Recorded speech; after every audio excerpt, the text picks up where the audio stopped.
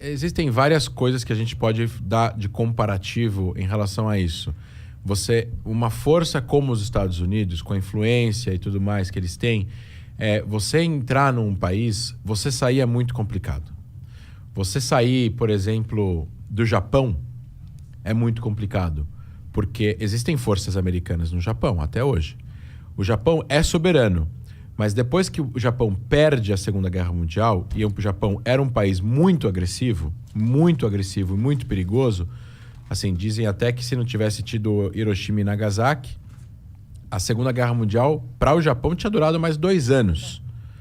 E teriam morrido milhões de pessoas. Então, assim, não estou justificando a bomba atômica, mas alguns especialistas falam sobre isso.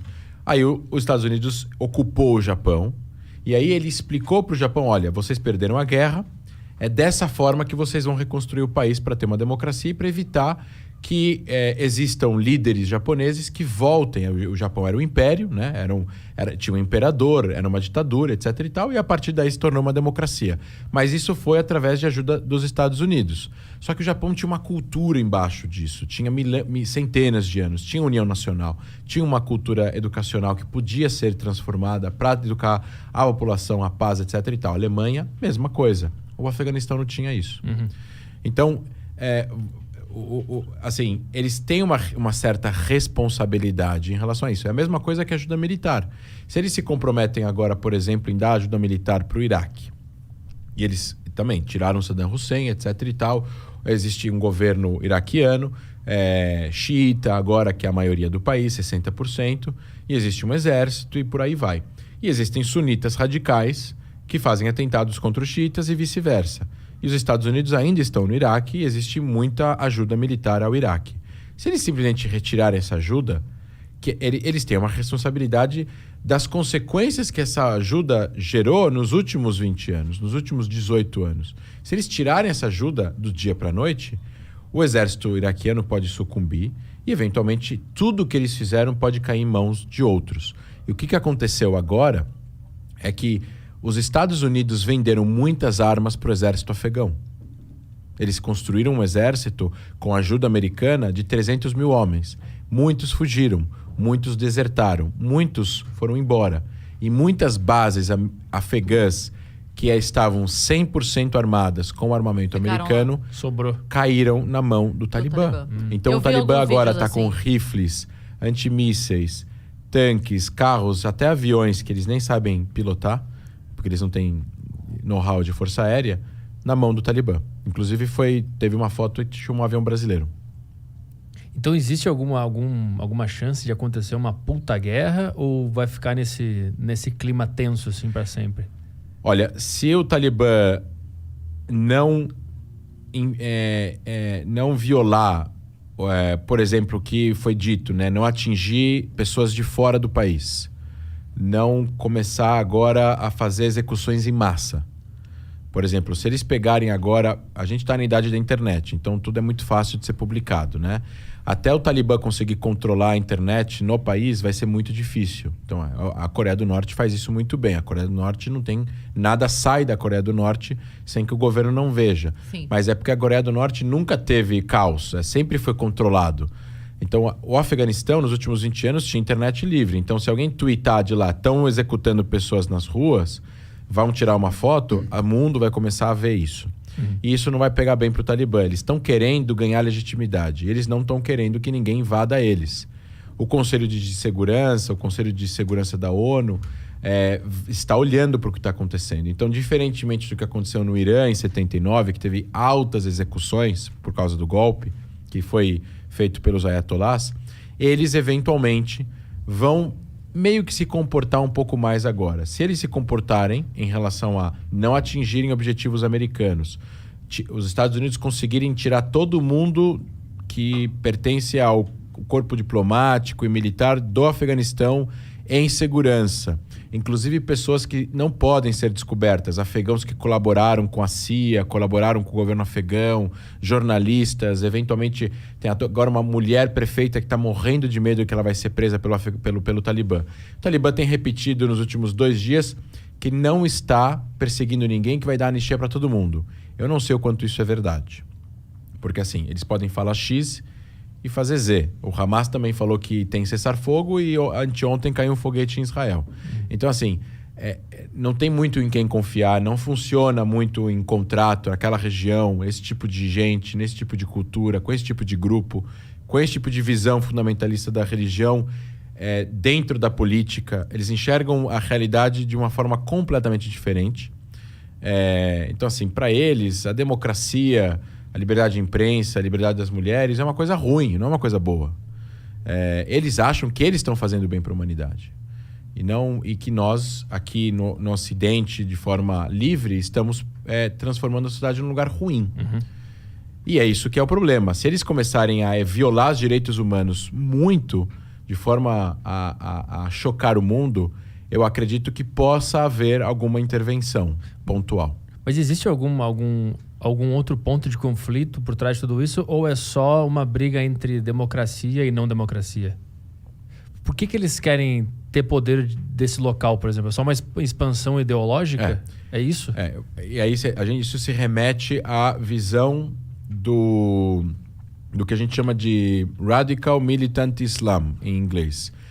Islã militante radical.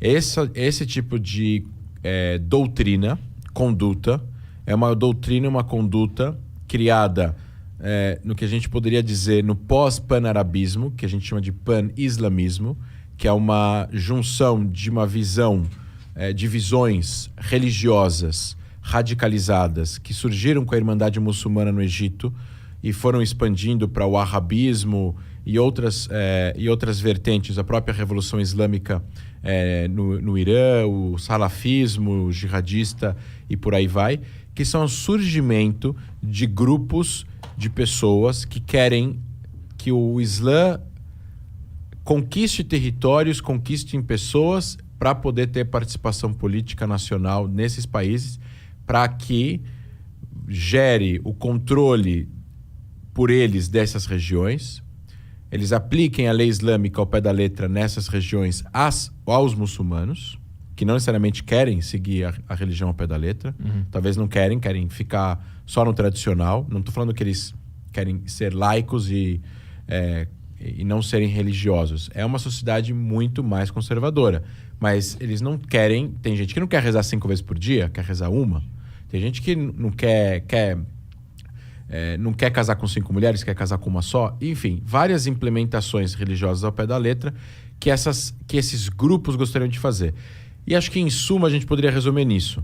Essa ideologia do Islã militante radical, que faz parte da base da Al-Qaeda, do Hamas, do Hezbollah no Líbano, da Jihad Islâmica Palestina em Gaza, do Talibã, do Boko Haram, do Al-Shabaab, todos esses grupos que a gente ouve falar do Estado Islâmico, eles acreditam que o mundo está dividido em 2 blocos. O Dar el-Harab, em árabe, seria a Casa da Guerra, e Dar el-Islam, que seria a Casa da Paz. O Dar el-Islam são terras islâmicas. É onde o Islã um dia chegou a dominar através de um califado apenas. Um califado, um líder espiritual que vai reinar sobre todos. Que seria a continuação de Maomé, se a gente voltar a 1.400, 1.500 anos atrás. Aí você tem a diferença de como esse califado seria formado. Os xiitas acreditavam que tinha que ser uma descendência familiar de Maomé, o genro dele no caso. Os sunitas acreditavam que tinha que ser uma eleição entre religiosos. Entre religiosos, uma pessoa eleita entre essas pessoas. Aí os que não acreditavam na linhagem familiar foram e mataram o genro de Maomé, e daí surgiu a diferença entre xiitas e sunitas. Essa ideia, a ideia era conquistar, a ideia da Al-Qaeda era essa, inicial. Eles vão atingir... E quem são esses países? Então, assim, para eles, para o Talibã, para a Al-Qaeda, para o Hamas, os países que são geridos por pessoas não religiosas, por presidentes, por reis não religiosos, ou eventualmente por reis que são amigos do Ocidente, são inimigos do Islã e precisam ser derrubados. Então, Israel não tem o direito de existir por esse motivo. Israel não é muçulmano. A Arábia Saudita, o rei tem que cair e tem que vir um líder religioso. Ou, eventualmente, a Síria, o presidente sírio, Assad, o ditador sírio, para o Estado Islâmico. Por isso que o Estado Islâmico combatia o presidente sírio, porque a Síria não era um país religioso, era um país livre. O Egito, por isso que existem ataques de grupos terroristas jihadistas no Egito contra o exército egípcio, porque o Egito também é dominado por um governo mais ou menos funcional, amigo dos Estados Unidos, amigo da Europa, um país que funciona com as regras que nós conhecemos de fronteira, cidadania, direitos de voto, alguma coisa male funcional ocidental. Esses caras, eles têm interesse de que tudo isso fosse destruído e que uma coisa só surgisse como União Islâmica, através de um controle da religião, porque a religião ela tem as respostas políticas.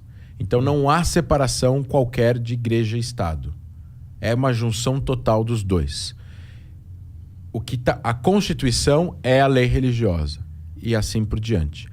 Então, quem sustenta esses países? Quem são os amigos desses países? Os Estados Unidos e a Europa. Então, Bin Laden fez o atentado em 11 de setembro. Ele falou: se a gente convencer os americanos de sair do Oriente Médio e tirar esse apoio que eles dão para esses países, a gente vai conseguir fazer depois enfraquecer esses governos e, consequentemente, conquistar esses países. Então, ele faz um atentado contra o inimigo longínquo, que é os Estados Unidos, para combater o inimigo próximo, que é esses governos. Foi um aviso para os Estados Unidos: sai daqui. Exato. Que eu quero esse território. Aí, o Estado Islâmico fez o contrário. Ele falou: não, vamos primeiro conquistar territórios, vamos fazer um califado, Estado Islâmico no Iraque e na Síria, ISIL, Islamic State in Iraq and Syria. E aí a gente vai... expandindo a partir daí. E depois lutar contra o inimigo longínquo. Essa é a ideia. Então, Emirados Islâmicos do Afeganistão, ele denota uma islamização do país que é mais importante do que a etnia. Porque eles são Pashtun. E os Pashtus, eles são 40%, mas eles não estão falando Emirados Pashtus do Afeganistão. Eles não estão falando República do Afeganistão, eles estão falando Emirados Islâmicos do Afeganistão. Então o Islã para eles é o que junta todo mundo, em nome de uma coisa só. Exatamente. Todas essas tribos diferentes e tal. Exatamente. Então assim, eles têm interesse, eles são inimigos não só dos países ocidentais e da ideia de liberdade e democracia, eles são inimigos dos líderes árabes ou islâmicos que reinam nesses países e que mantêm essa dinâmica de país, capital, etc.